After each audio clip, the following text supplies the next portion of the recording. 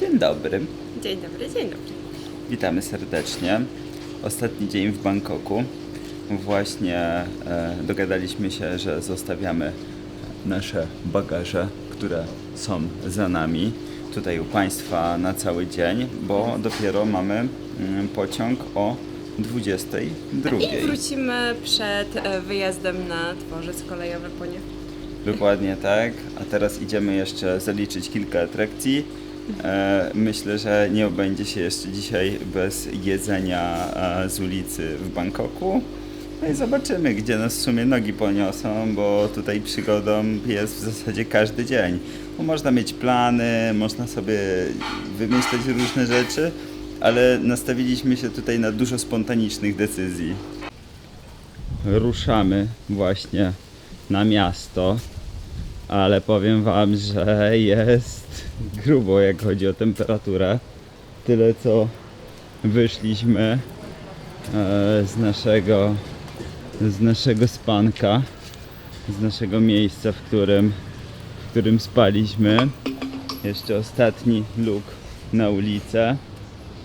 No i co? Lecimy teraz. Trochę jeszcze pozwiedzać, bo czeka nas potem dość ciekawa podróż. Zastanawialiśmy się, czym jechać tak naprawdę do następnego miejsca, bo mieliśmy jakie opcje? Samolot, Mieliśmy opcję samolotu, autobus. autobusu z klimką i w ogóle jakimiś tam VIP-klasami, no i pociąg. Ja jestem mega ciekawy, ponieważ ostatnio bardzo dużo podróżuję pociągiem. Jestem mega ciekawy, jak taki pociąg tutaj wygląda. Wzięliśmy bilet w drugiej klasie, kuszetkę, czyli spanie. No i mamy jeszcze do tego klimatyzację. Tak jest na bilecie, nie? A zobaczymy, jak będzie w rzeczywistości, ale myślę, że to będzie całkiem dobra podróż i że będzie to ciekawe doświadczenie. Także kurczę, mam takie wrażenie, że w Tajlandii czujemy się po prostu zaopiekowani, tak? Że każdy na każdym kroku chce nam pomóc, z czystej życzliwości zagadują, z ciekawości, co można było zobaczyć na chińskiej dzielnicy, także że tak powiem, dobrze się tutaj czujemy, naprawdę swobodnie. Mam taką jedną myśl jeszcze. W Tajlandii wygląda to mniej więcej tak, że nie widziałem jeszcze, żeby ktoś tutaj jeździł zgodnie z przepisami. Ciężko jest w ogóle przejść przez pasy. Właśnie jest tak, że jak jest zielone, to oznacza to mniej więcej tyle, że możesz próbować przejść przez pasy, nie? W sensie nie wiesz, który samochód w danym momencie ruszy, więc możesz podjąć taką próbę, że próbujesz jechać, no i próbujesz przejść i może się uda. Trzeba mieć oczy dookoła głowy. Oni jeżdżą na czerwonym, szczególnie graby na motorach, to po prostu Non-stop, jakby cały czas normalne, przejeżdżają.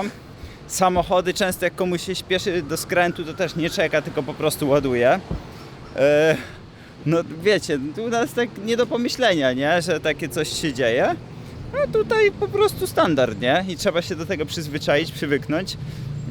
No i przede wszystkim pilnować, nie?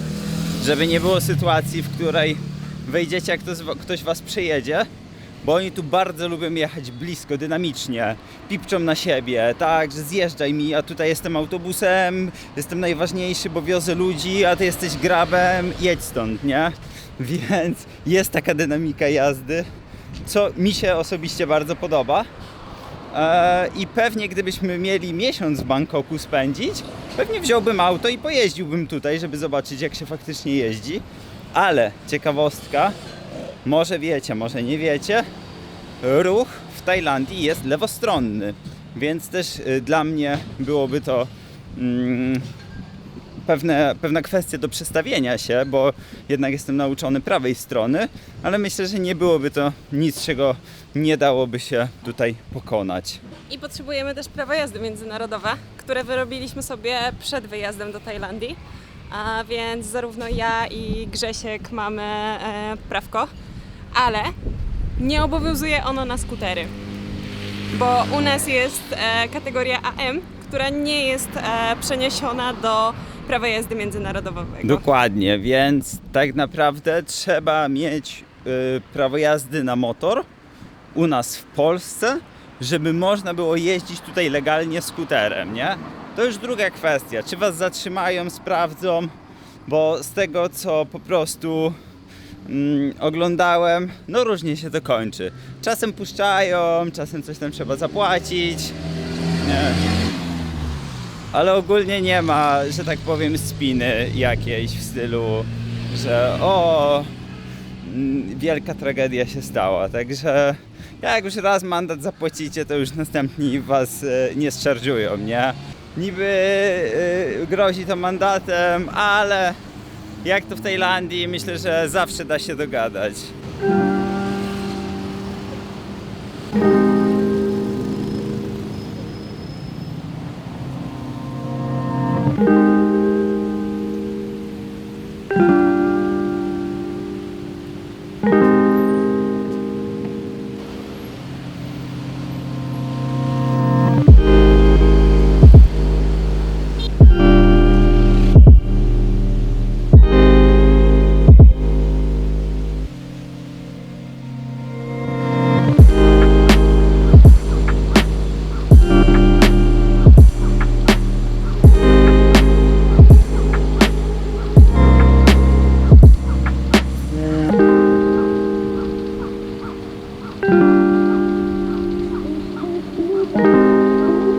Drodzy Państwo, znaleźliśmy klimatyzację. Znajdujemy się w centrum handlowym, jednym ponoć z największych i najbardziej popularnych. Jest tutaj mnóstwo elektroniki. Właśnie został mi wymieniony screen protector, jak to się, taka folia ochronna na ekran. Misja zakończyła się sukcesem, mamy ładowarkę do baterii. Ładowarka sama kosztowała batów 400. To jest 52 zł. To jest 52 około. zł, no. Ale plusem tej ładowarki jest to, że jest mała i poręczna i jest ładowana kabelkiem, więc możemy ją nawet podłączyć po prostu pod powerbanka. Dokładnie. I jest dużo mniejsza od tej, którą mamy po prostu w Polsce, więc będzie z nami już podróżować dalej. Nie jest na to ichniejsze tajlandzkie wejście. Tak, bo trafiliśmy na mega człowieka, który nam wytłumaczył, że okej, możemy kupować rzeczy za dosłownie kilkadziesiąt batów, ale powiedział, że to są chińskie, nie? Że mają tutaj rzeczy chińskie, mają tutaj rzeczy też pochodzące z Tajlandii, produkowane w Tajlandii. I są one droższe, bo są po prostu lepszej jakości. Dokładnie tak, bo zagadaliśmy już, więc wytłumaczył nam, że ma trzy rodzaje AirPodsów. Ma takie AirPodsy, które są chińskie, ma takie AirPodsy, które są tajskie i ma takie AirPodsy, które są oryginalne, nie? I różnica była taka, że chińskie kosztowały 300 batów, tajskie kosztują 1000 batów, a AirPodsy pierwszej generacji mówi, że kosztują 3000 batów. Więc ogólnie no spoko, ale był taki otwarty i o tym powiedział. Za chwilę opuszczamy tutaj nasze centrum, ale fajna rzecz. Patrzcie, jakie tutaj jest taka strefa coworkingowa, gdzie można sobie przyjść, rozłożyć swojego laptopa i po prostu popracować. Asiu, gdzie my się znajdujemy teraz? Na Złotej Górze. Dokładnie. Tam chcielibyśmy dojść. Nie wiem, czy to widać. Troszkę widać. Ale jest szansa, że wybraliśmy się trochę za późno. Też nam nie chciał za bardzo przyjechać żaden autobus. Więc zaraz zobaczymy, czy będziemy mogli tam wejść. Co powiesz o tym miejscu?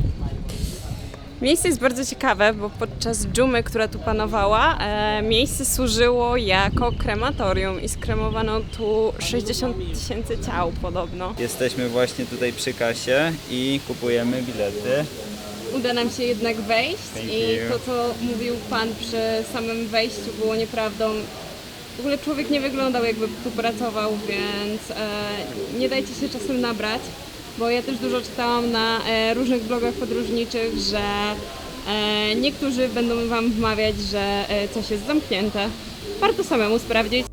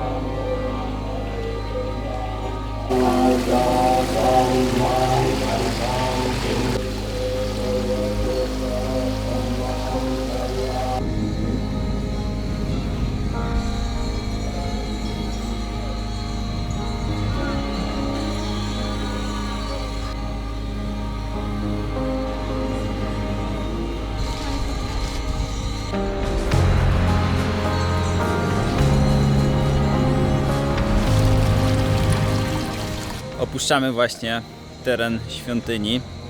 Bardzo ciekawe spotkanie z panem mnichem. Mega otwarty. Porozmawialiśmy trochę, na czym według niego opiera się buddyzm. No ciekawe doświadczenia. Tutaj było tak, że jak się poznaliśmy w zasadzie poprzez uśmiechnięcie. Ja się uśmiechnąłem do niego, on się uśmiechnął do mnie i już było wiadomo, że wywiąże się z tego jakaś rozmowa. Mam wrażenie, że w Tajlandii jest to dużo prostsze niż w Polsce. Nawiązywanie takich kontaktów bardzo przypadkowych, wystarczy uśmiech do drugiej osoby i nawiązuje się jakaś relacja między dwoma ludźmi, między dwójką ludzi. Jeśli miałbym wybrać jedną rzecz, którą możemy się nauczyć od Tajów, więcej luzu, więcej luzu, więcej luzu. Ale ostatnio mamy tak rozregulowany rytm, że no, na bank zgłodniejemy w pociągu, a nie wiem, czy jest coś takiego jak wars. Nie chcę ryzykować. Może być ciężko, ale pociąg jedzie długo, więc niczego nie wykluczam.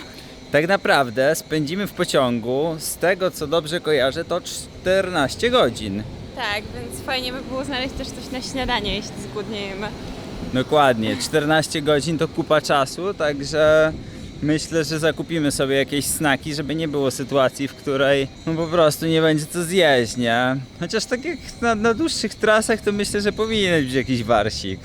Zobaczymy, przetestujemy i damy znać.